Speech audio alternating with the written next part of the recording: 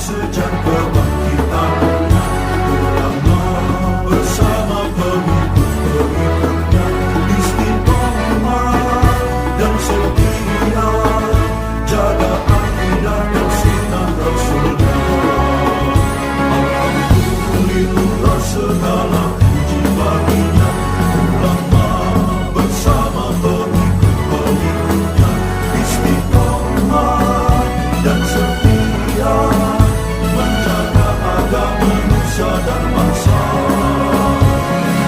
Mari kuatkan niat kita, kita bulatkan tekad kita, terus lanjutkan amal kita, mengembangkan hikmah kita. Assalamualaikum warahmatullahi wabarakatuh.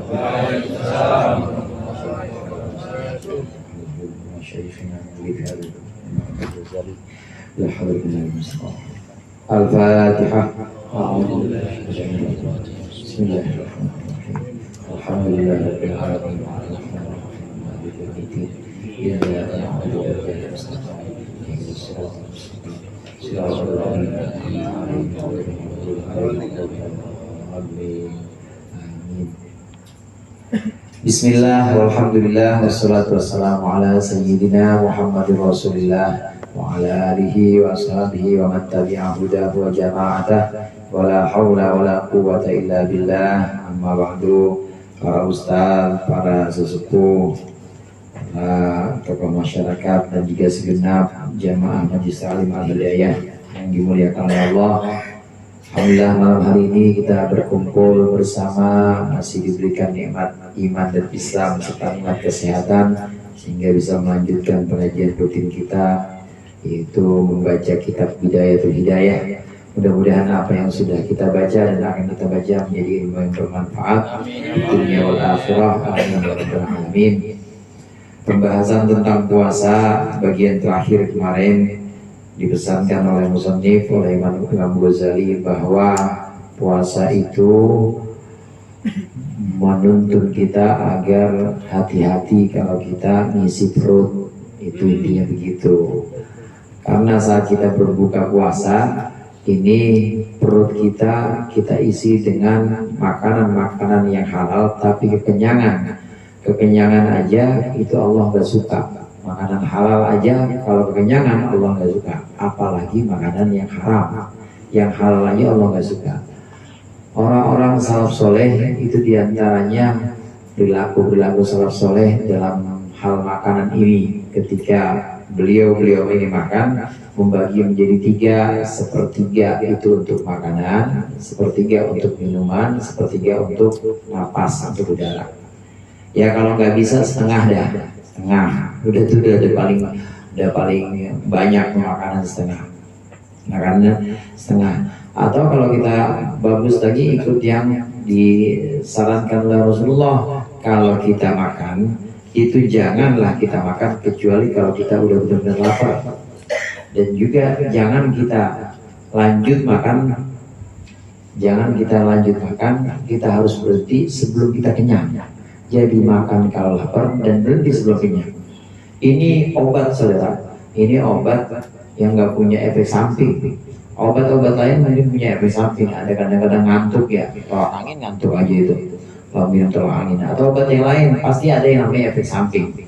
Tapi kalau obat dengan cara kita makannya kita atur, kita makan, janganlah kita makan kecuali dalam keadaan benar-benar menginginkan makanan atau lapar. Dan berhentilah ketika kita belum kenyangnya berhenti. Nah ini obat untuk segala macam penyakit. Karena sumber penyakit banyaknya dari makanan. Semua itu kan dari segi kedokteran maupun dari agama, ini sumber penyakit itu banyaknya dari makanan.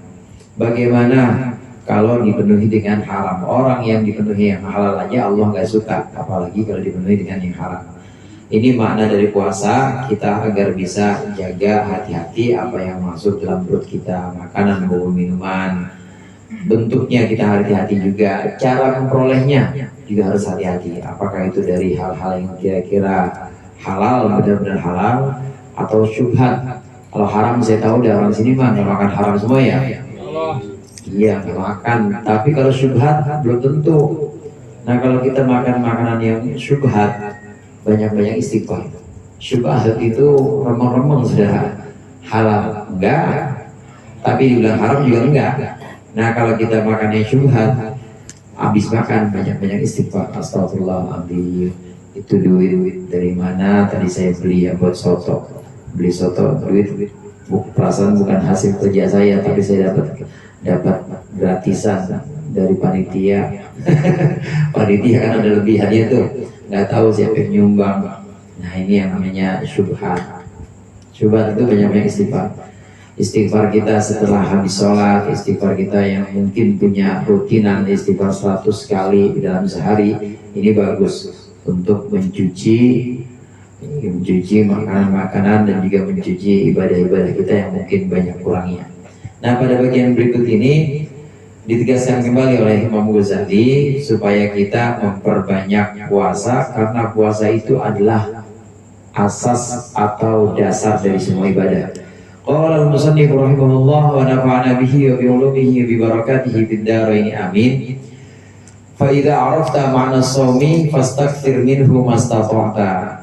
Ketika engkau sudah tahu arti dari puasa, makna dari puasa, maka hendaklah engkau memperbanyak puasa mastata'ta, semampumu, sebisamu. Fa innahu asasul ibadat, karena sesungguhnya puasa itu adalah asas dasar dari segenap ibadah. Wa miftahul qurbat, dan pintu atau kunci dari semua kedekatan. Kalau kita ingin mendekatkan diri kepada Allah, maka paling gampang lewat puasa, qurbat. Begitu juga jika dinilai dari sifat ibadah. Ibadah itu sifatnya adalah tasfiyatul qalbi wa qam'us syahwat. Ibadah itu semua ibadah, hadirin. Semua ibadah itu sifatnya adalah mengekang hawa nafsu dan juga membersihkan hati. Itu prinsip ibadah. Mau dia puasa, mau sholat, haji, zakat, itu pasti dua itu, membersihkan hati dan mengekang nafsu. Sholat itu kan membersihkan hati kita. Waktu kita ikrar, mulai dari Allahu Akbar, itu kita ikrar, lisan kita ikrar, hati kita bersihin dari selain Allah.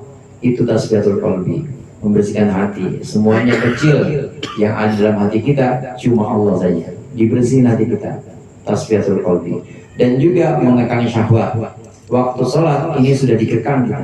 Yang tadinya di luar sholat itu boleh makan minum, waktu takbiratul ihram sudah mulai Allahu Akbar udah nggak boleh. Artinya ditahan, ngerem.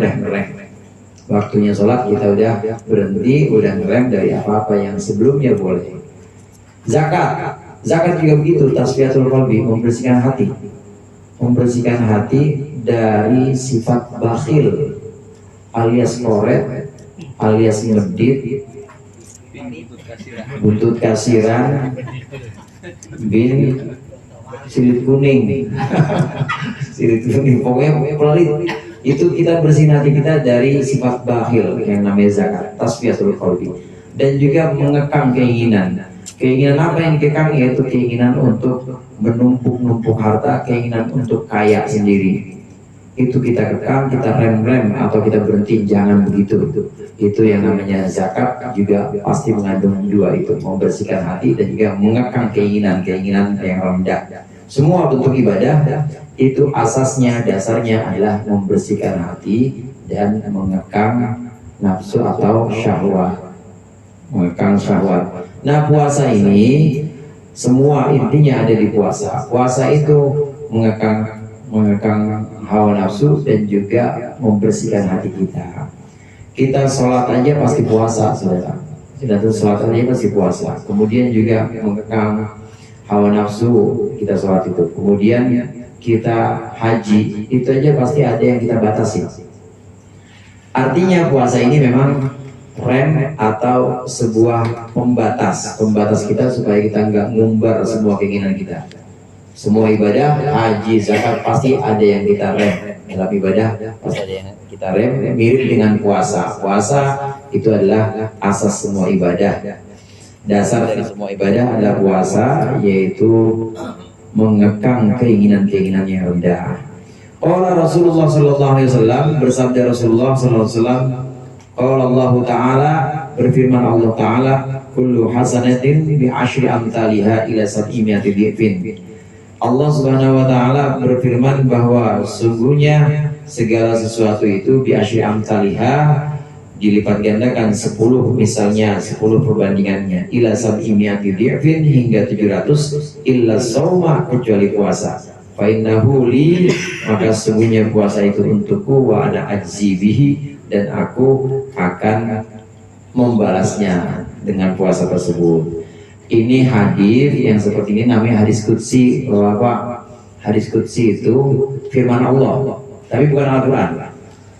Bedanya kalau firman Allah dalam hadis qudsi ini kita baca nggak jadi ibadah.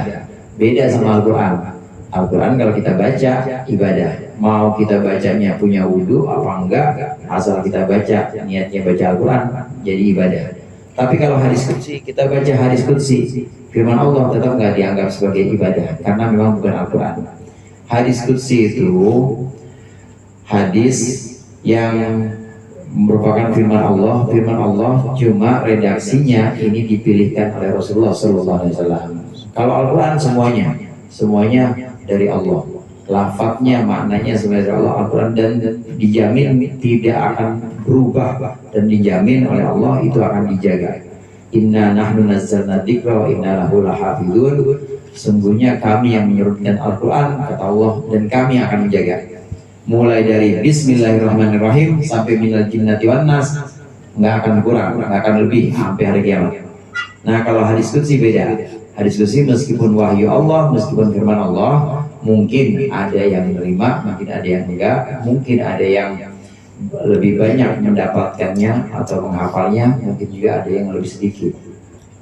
Banyak sedikitnya beda kalau hadis qudsi. Kalau Al-Quran ya begitu, 30 juz, tetap ayatnya 6.664, 6.666 ayat. Ya dari dulu sampai hari kiamat ya begitu.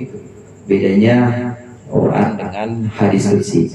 Dalam sebuah hadis qudsi Allah berfirman, Allah bilang bahwa setiap kebaikan itu dilipat gandakan mulai 10 sampai 700. Bapak, kita sholat ini bisa dilipat gandakan mulai 10.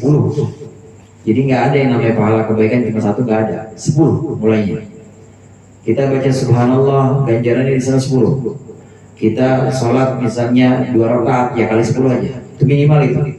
Sampai 700. Sedekah itu 700.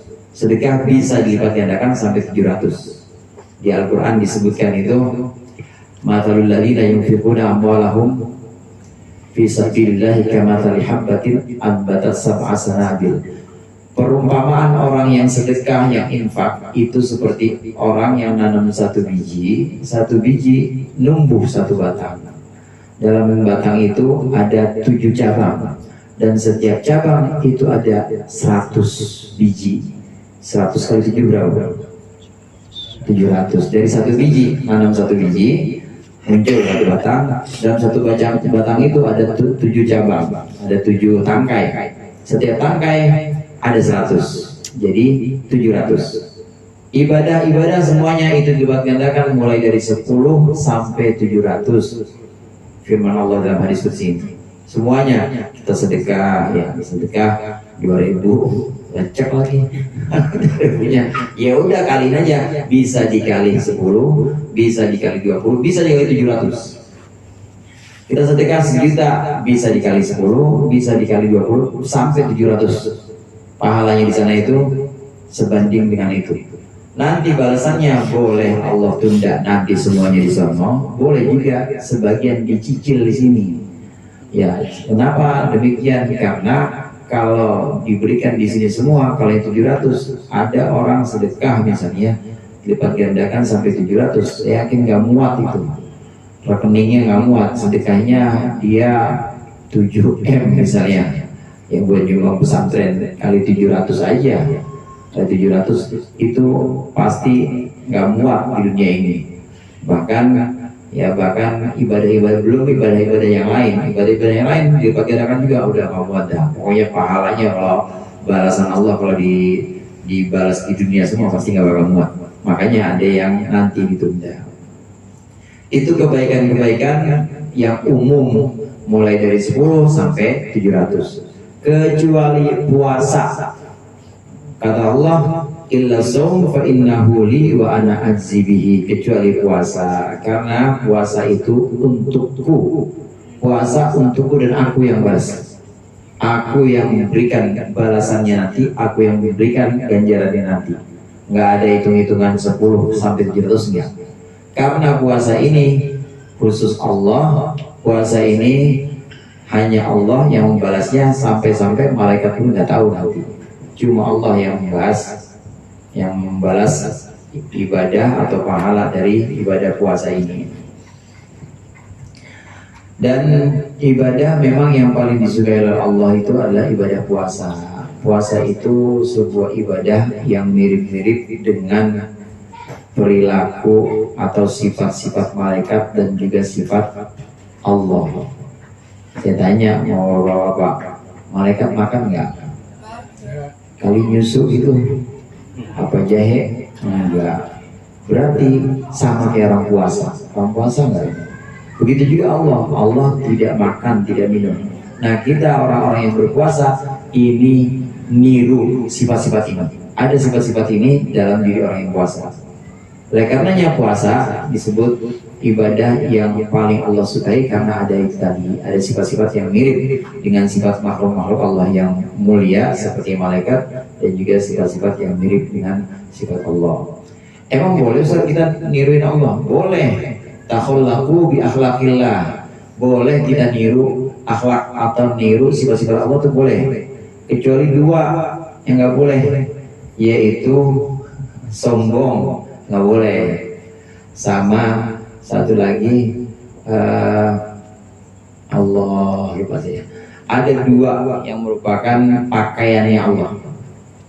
Ada dua yang merupakan pakaian Allah, dan ini kita tidak boleh, yaitu pakaian kebesaran. Ya, namanya pakaian kebesaran dan pakaian keagungan. Kita nggak boleh sombong, merasa besar, dan juga nggak boleh merasa paling gede. Nah, itu nggak boleh tuh. Kalau yang lainnya kita sayang, kemudian sayang banget sama anak kecil, sayang banget sama orang-orang miskin, itu meneladani sifat Allah Rahman. Kita sayang sama orang ngaji, kita sayang sama orang yang taat atau orang yang memang ibadahnya kuat pada Allah, namanya Rahim. Kita meneladani sifat Allah Rahim. Kita belajar ngaji, kemudian dapat ilmu, ini juga meniru sifat Allah Alim. Allah yang memberikan ilmu dan kita nanti mendapatkan ilmu. Ini ada sifat Allah Alim. Yang nggak boleh dua itu, yaitu sifat Allah yang namanya Azim sama Kabir, nggak boleh. Nggak boleh kita besar, nggak boleh kita agung, merasa mulia, dan makna-makna yang lain yang serupa dengan itu nggak boleh. Kata Allah, fa innahu li, karena kata Allah, karena sesungguhnya itu hanya milikku, sifat itu. Siapa yang menyekutukan atau siapa yang niru-niru aku dalam dua sifat ini, maka akan aku lemparkan ke neraka. Kata. Ya emang nggak cocok Pak, nggak pas. Ya orang hamba, yang namanya hamba kan menghamba, yang namanya makhluk itu kan rendah. Tapi di sini belaga jadi Tuhan, ya dilemparin sama Allah ke neraka. Makanya nggak boleh dua sifat ini. Yang lainnya boleh. Puasa kita juga meniru sifat Allah yang tidak tergantung kepada makanan dan tidak tergantung pada minuman. Begitu juga orang yang berpuasa juga itu lepas dari itu, lepas dari makan dan minum, lepas dari keinginan-keinginan, jadi hanya tunduk kepada keinginan-keinginan Allah saja. Ini alasannya kenapa Allah akan membalas langsung puasa. Allah yang akan balas, dan Allah sendiri yang nanti akan menghitung berapa balasan-balasan dari puasa kita. Wa qala sallallahu alaihi wasallam, walladzi nafsi biyadihi. Rasulullah bersabda, demi zat yang jiwaku ada di tangannya, la khalufu famis shaim atyabu indallah min rihil miski. Sungguh bau mulutnya orang yang berpuasa itu lebih baik di sisi Allah min rihil miski, daripada bau misik, daripada wangi misik. Yaqulu azza wa jalla, innama apa tuh? Yadaru syahwatahu. Dia hanya meninggalkan keinginannya, wa ta'amahu, dan makanannya, wa syarabahu, dan minumannya, min ajli, karena alasanku. Fasaumu li wa ana azibi. Maka puasa untukku dan aku akan membalasnya. Aku akan memberikan balasan kepada orang yang berpuasa. Sabda Rasulullah, sungguh bau mulut orang berpuasa itu lebih baik dibanding bau wangi misik. Ini pengertiannya, artinya bukan berarti mulut orang puasa wangi, bukan.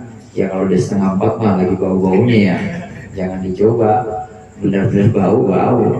Maksudnya bukan begitu, bukan lebih harum dibanding parfum, bukan lebih harum dibanding misik, bukan. Maksudnya ganjarannya itu, pahalanya itu lebih bagus pahala orang yang tidak gosok gigi atau orang yang tidak siwakan setelah zuhur dibanding pahala pakai misik. Pakai minyak wangi kan sunnah Pak ya? Sunnah. Ada pahalanya nggak kalau sunnah? Ada. Tapi dibanding pahala sunnah pakai wewangian, maka pahala tidak siwakan setelah zuhur, dibiarkan baunya begitu aja, itu lebih besar dibanding pahala pakai misik atau minyak wangi. Pengertian lain, ulama ada yang mengatakan kita itu kalau pengen deket, atau kita kalau pengen pergi dan kumpul sama orang, pengen deket-deket, kira-kira bagusan badan kita, baju kita bau apa wangi kira-kira? Wangi, supaya orang mau deketin kita gitu ya, supaya orang sama kita juga mau dekat, maka kita pakai wangian. Bagaimana cara kita pakai wangian ya? Pakai parfum.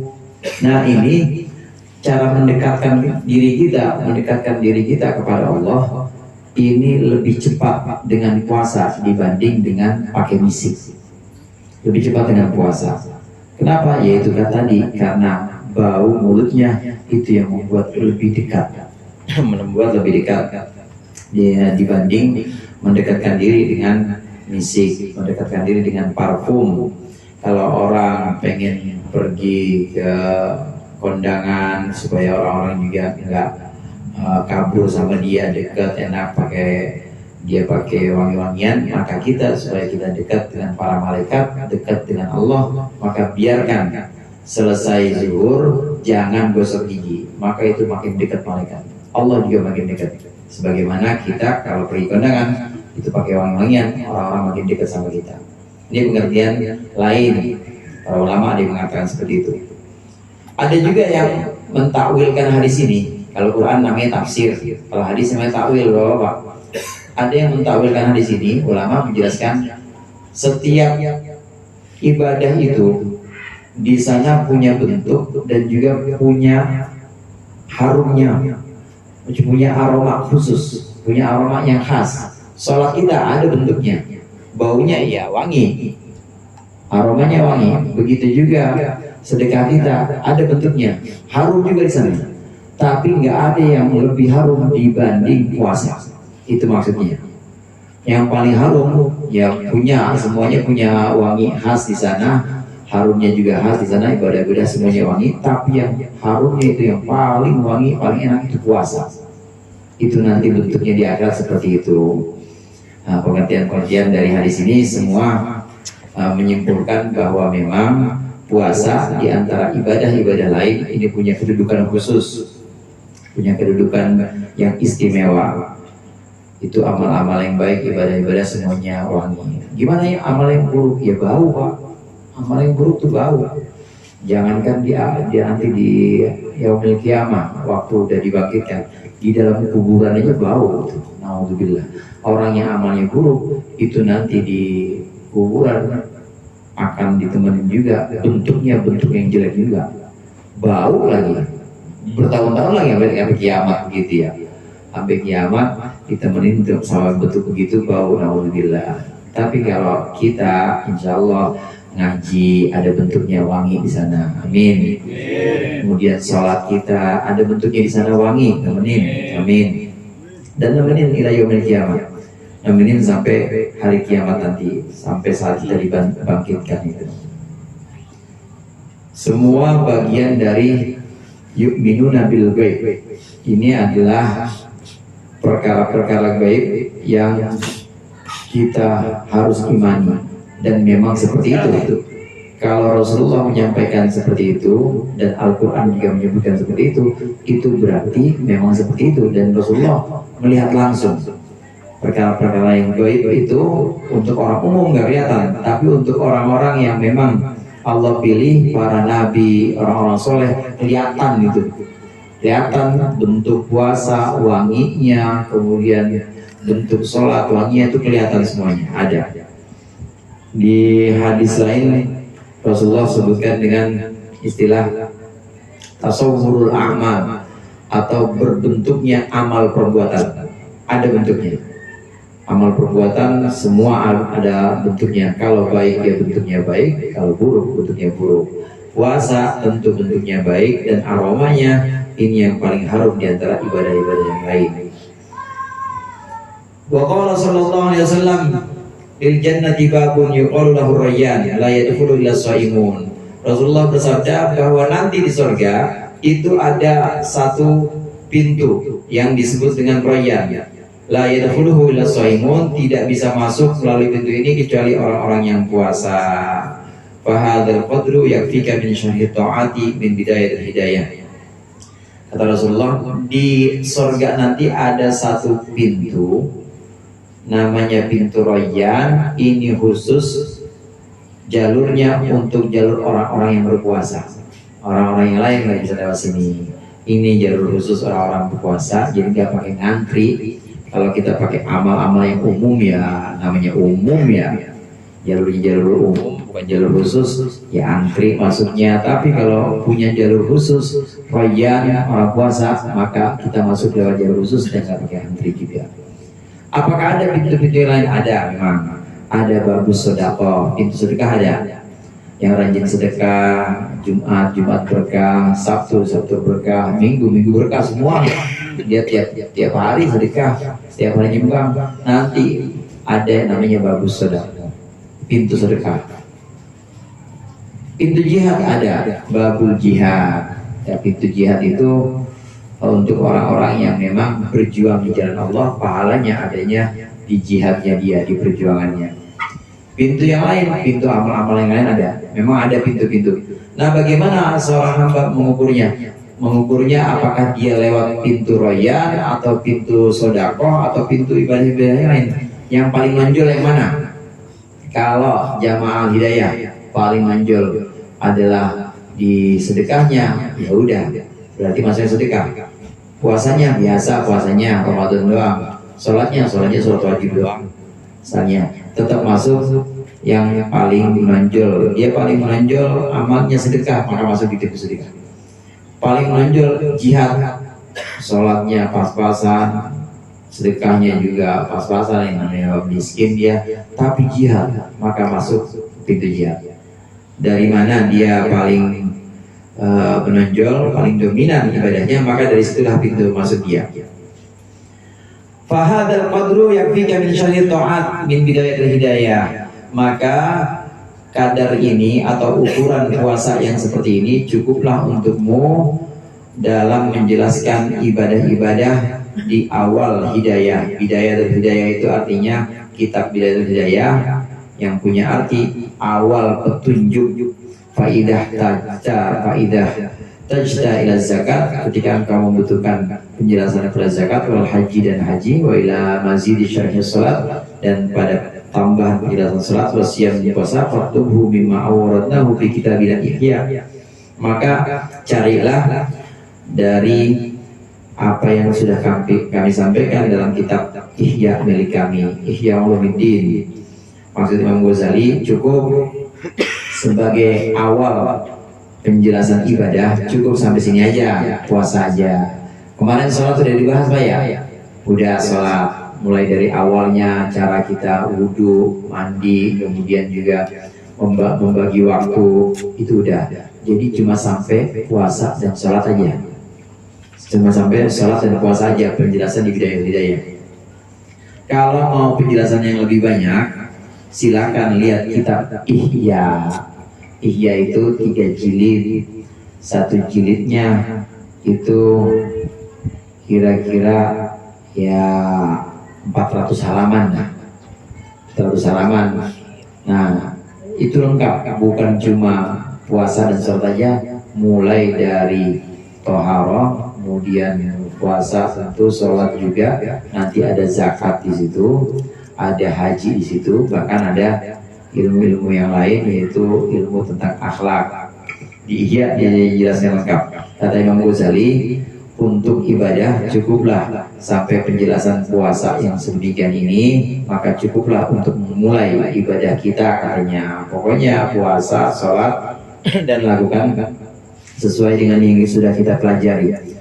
Keutamaan puasa, kemudian juga hari-hari yang dipilih untuk puasa ini ketika sudah diamalkan maka insya Allah sudah cukup. Imam Ghazali bilang gitu. Kalau masih mau tambah silakan baca kitab Ihya Ulumuddin. Hadirin jamaah rahimakumullah, memang kitab Nasaw ini, kitab Bidayah, kemudian juga berbagai kitab yang sifatnya itu ringkas. Ibadah itu yang paling pokok yang dijelaskan ya 2 itu, sholat sama puasa udah. Karena itu berulang-ulang kan. Sholat ya tiap hari kita, puasa setahun sekali, Ramadan pasti ketemu. Nah kalau zakat bagaimana? Zakat kan belum tentu. Ya yang ngaji misalnya, yang ngaji orang miskin semua, bukan orang sini. Yang ngaji semua musahik misalnya, yang ngaji semuanya musahik, orang yang dapat zakat, bukan orang yang berzakat, bukan, kan nggak wajib zakat. Tapi memang yang inti itu 2, puasa dan sholat. Maka kita Bidayah ini sampai puasa. Setelah itu nanti pembahasan-pembahasan yang lain dilengkapi dengan ilmu tentang hati. Bagaimana kita menjauhkan sifat riya, dan juga ilmu bagaimana kita menjauhkan maksiat-maksiat yang dalam kitab Bidayah. Kitab Safinatun Najah. Mungkin bapak-bapak pernah dengar ya, Safinatun Najah. Itu jangan sampai puasa doang udah. Pertama babnya bab toharoh, ya wudhu, mandi, kemudian jenis-jenis air dan lain sebagainya. Sholat, habis sholat puasa, habis puasa hatam udah. Nggak ada bab zakat, bab haji juga nggak ada. Singkat, kitab-kitab yang singkat, yang tipis, ringkas, maka pembahasan ibadahnya itu cuma 2, puasa dan sholat. Yang lainnya kita bisa lihat di kitab-kitab yang lebih lengkap. Ini pembahasan terakhir tentang ibadah. Lalu masuk kepada pembahasan berikutnya, bagaimana kita menjauhkan maksiat. Al-qismu tsani al-qawlu fi ijtinabil ma'asi. Al-qismu tsani wallahu a'lam bishawab. Insyaallah kita lanjutkan pertemuan yang akan datang. Lebih kurangnya saya bermaaf. Wallahu muwaffiq ila aqwamit thoriq. Assalamualaikum warahmatullahi wabarakatuh.